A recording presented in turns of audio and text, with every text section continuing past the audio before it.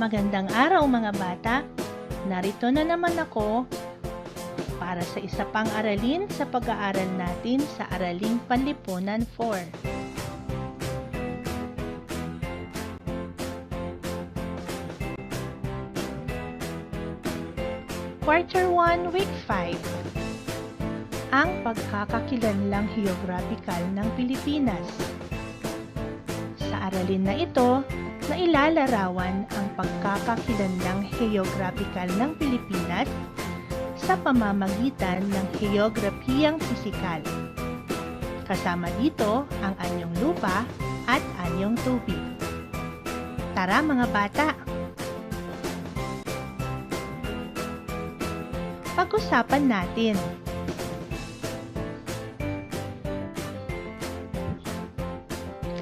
Ano-ano ang mga kalupaang madalas mong pinupuntahan?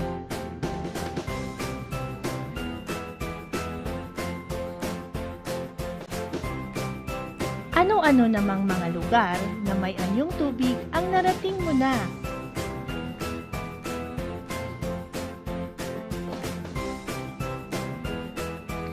At paano mo ito maipagmamalaki sa iyong mga kaklase?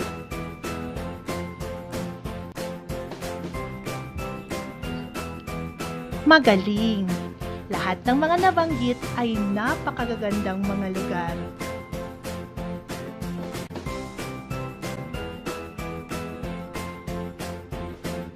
Ating alamin kung ano ang nalalaman na ninyo tungkol sa aralin na ito. Piliin ang titik ng tamang sagot sa bawat bilang. Narito ang mga katanungan at pagpipilian.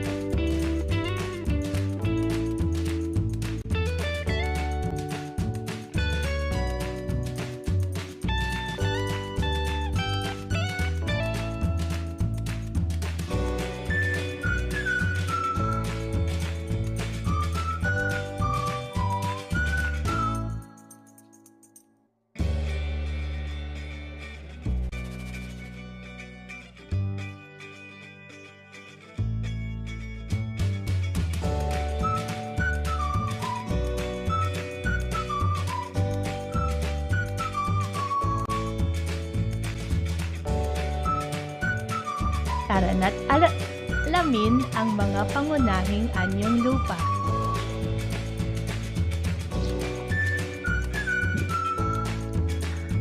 Ano ang makikita mo sa larawan? Tama! Ito ay kapatagan. Ang kapatagan ay isang pantay at malawak na anyong lupa. Mainam itong taniman ng iba't ibang pananim, lalong-lalo na ng mga palay. Isa sa pinakamalawak na kapatagan sa bansa ay ang kapatagan ng Gitnang Luzon na tinaguriang kamalig ng palay ng Pilipinas. Dahil dito, nagmumula ang malaking produksyon ng bigas sa bansa.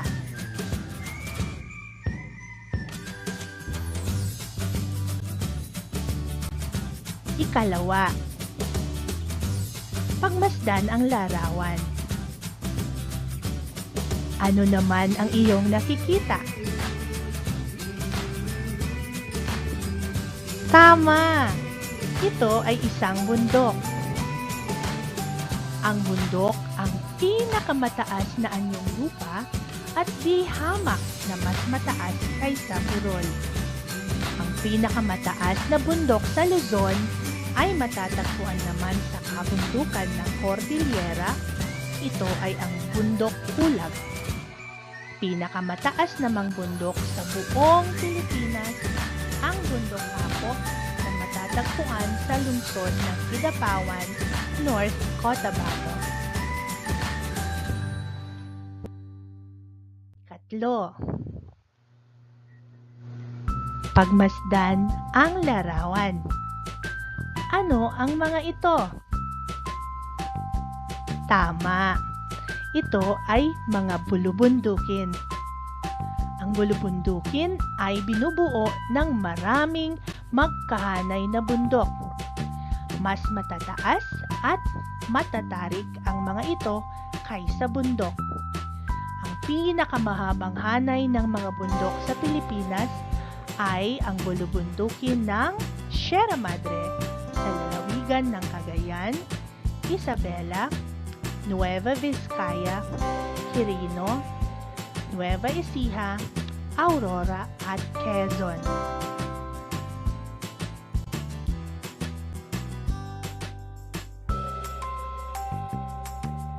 Tignan natin naman ang susunod na larawan. Wow! Isa ito sa pinakatanyag na mga tourist destination. Alam kong alam mo ito. Tama! Ito ay burol. Ang burol ay mataas na parte ng lupa na mas maliit kaysa bundok. Pabilog ang hugis ng tuktok nito. Pinakatanyag na burol sa buong Pilipinas ang Chocolate Hills na matatagpuan sa bayan ng Carmen, Bohol.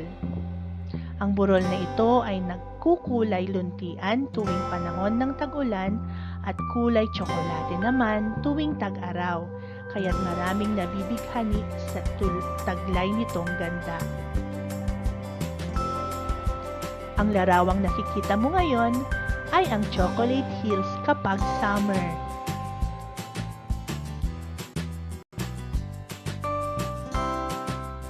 Tignan naman ang ikalimang larawan.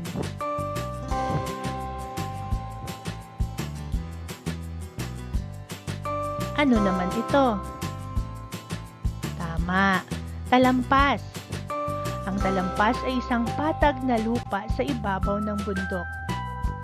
Malamig ang klima dito dahil sa mataas na lokasyon nito.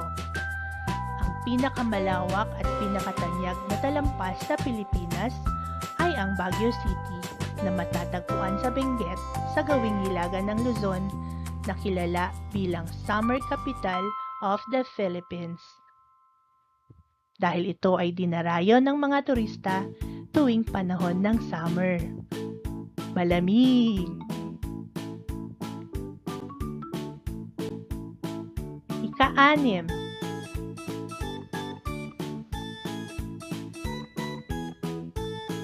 ano naman ito? Isang bulkan. Ang bulkan ay anyong lupa na mataas na gaya ng bundok. Ang bulkan ay maaaring maglabas ng lava o mga tunaw na bato. Dalawa ang pinakaaktibong bulkan sa bansa dahil sa sunod-sunod na naging pagsabog ng mga ito. Ang bulkang Mayon na inyong nakikita sa larawan na matatagpuan sa Albay at ang bulkang Taal sa Batangas.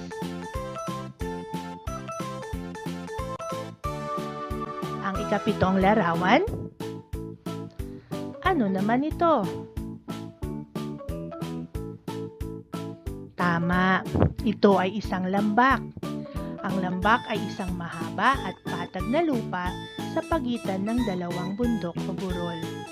Ang lambak ng Cagayan na matatagpuan sa Region 2 o Region 2 ng Hilagang Luzon, ang kilalang pinakamalaking lambak sa Pilipinas. Tanyag din ang lambak ng La Trinidad sa Benguet na binansagang salad bowl ng Pilipinas. Bakit salad bowl ng Pilipinas?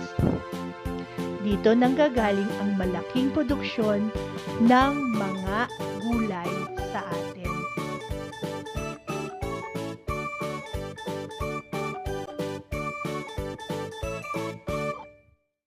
Tara naman, pag-aralan ang mga pangunahing anyong tubig sa bansa. Una, ano ang makikita sa larawan? Pacific Ocean. Kaya ito ay ang karagatan.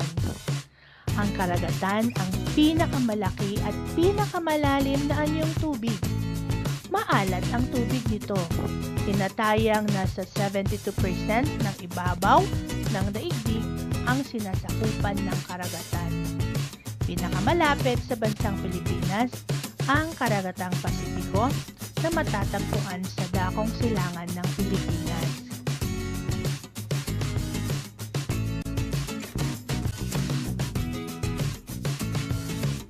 Ikalawa,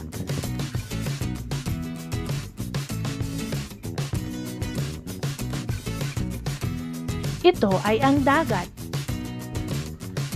Ang dagat ay malaking anyong tubig, ngunit mas maliit sa karagatan.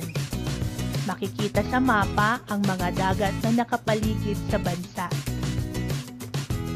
Sa gawing kanluran ng Pilipinas, makikita ang dagat kanlurang Pilipinas. Sa hilagang silangang bahagi naman ang dagat Pilipinas. At sa timog ay makikita ang dagat Sulu at dagat Celebes.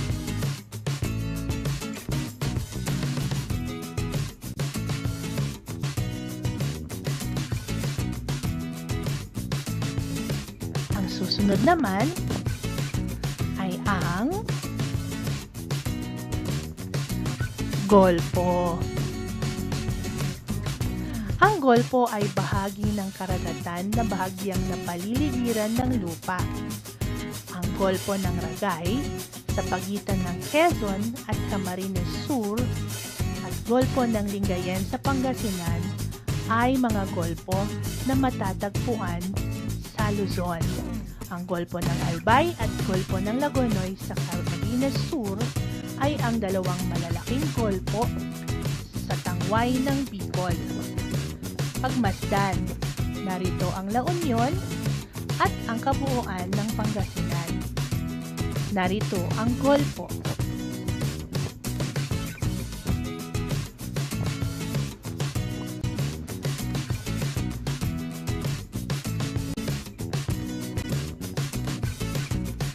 Susunod naman ay ang ano kaya ito? Aha! Mga bata, ito ang tinatawag na kipot o strait sa English. Ang kipot ay isang makitid na lagusan ng tubig sa pagitan ng dalawang mga pulo na nagdurugtong sa dalawang malalaking anyong tubig. Ang kipot ng San Juanico ay isa sa kilalang kipot sa Pilipinas. Ang tulay din ito ang tinaguriang pinakamahabang tulay. Kung makikita ninyo, narito ang anyong tubig. Ito ang dalawang pulo. Ito ang kipot.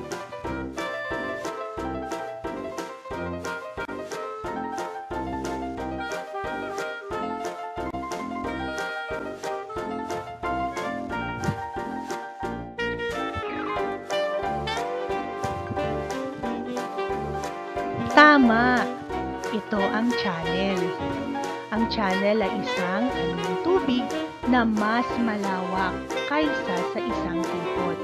Ito ay nagdurugtong sa dalawang malaking katawan ng tubig tulad ng dagat o karagatan. Isang magandang halimbawa nito ay ang Bashi Channel na malapit sa Batanes sa gawing hilaga ng Pilipinas.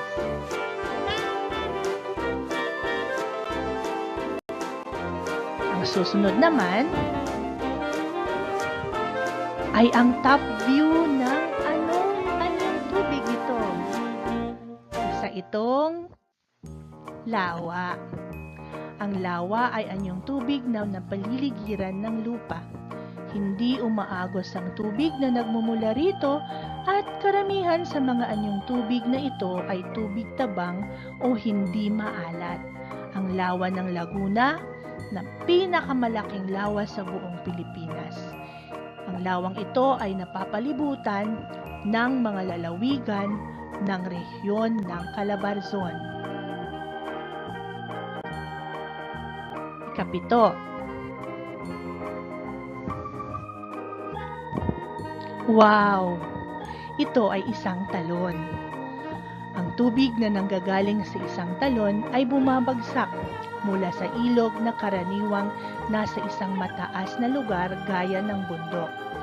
Pinakatanyag na talon sa Pilipinas ang talon ng Pagsanhan sa Laguna. Ipinagmamalaki rin ng Mindanao ang talon ng Maria Cristina na matatagpuan sa lungsod ng Iligan. Ang nakikita ninyo ngayon sa larawan ay ang talon ng Pagsanhan. Kawalo.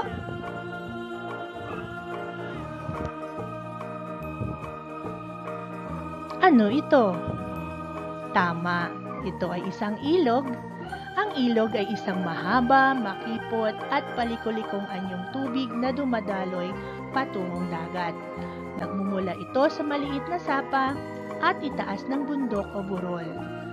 Mayroong 132 o 132 na ilog sa Pilipinas at isa rito ang Ilog Cagayan sa Hilagang Silangan ng Luzon. Ito ang pinakamahabang ilog sa buong Pilipinas.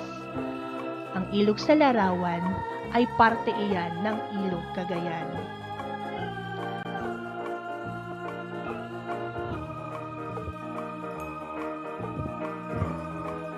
Wow! Ito ay isang bukal.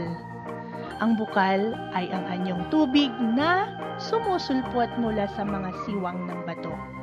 Karaniwan itong matatagpuan sa mga dalisdis ng bundok o sa mga puok na may bulkan. Tanyag ang mga bukal sa Laguna kagaya ng Pansol Hot Spring.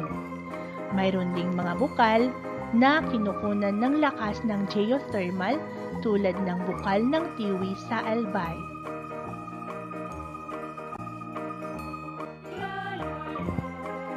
Tandaan mga bata, huwag kalilimutan, ang Pilipinas ay pinagkalooban ng maraming anyong lupa at anyong tubig na sagana sa mga likas na yaman.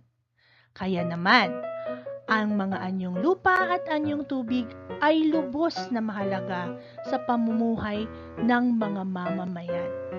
Kaya bilang isang Pilipino, tungkulin nating ingatan ang lahat ng mga ito.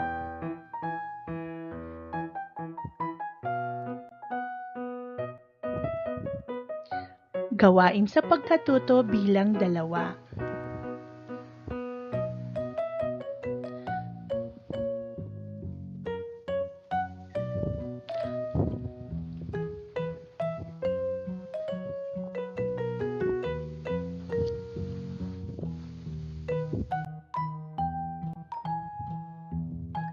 Gawain sa pagkatuto bilang 3. Pumili ng isang anyong lupa at isang anyong tubig na tanyag sa buong Pilipinas. Gumawa ng isang vlog kung paano nakatutulong ang mga ito sa turismo at pag-unlad ng ating bansa, maging sa pamumuhay ng bawat tao. Ipasa ito sa ating class dojo.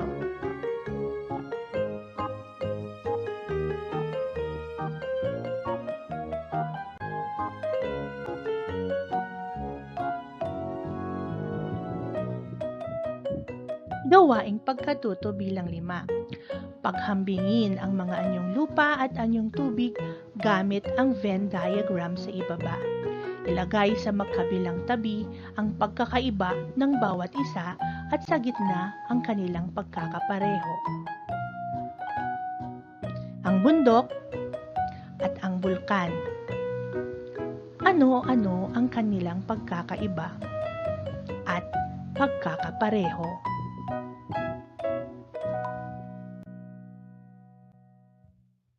Susunod naman,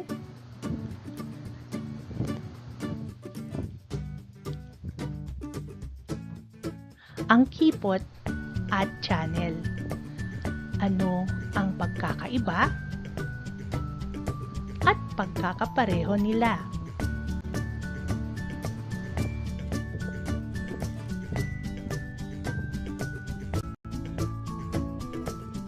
Magaling mga bata! Binabati ko kayo. Natapos ninyo ang mga gawain para sa ika-5 linggo ng Araling Panlipunan 4. Ipagpatuloy ang iyong sigasig sa pag-aaral. Hanggang sa muli! Bye-bye!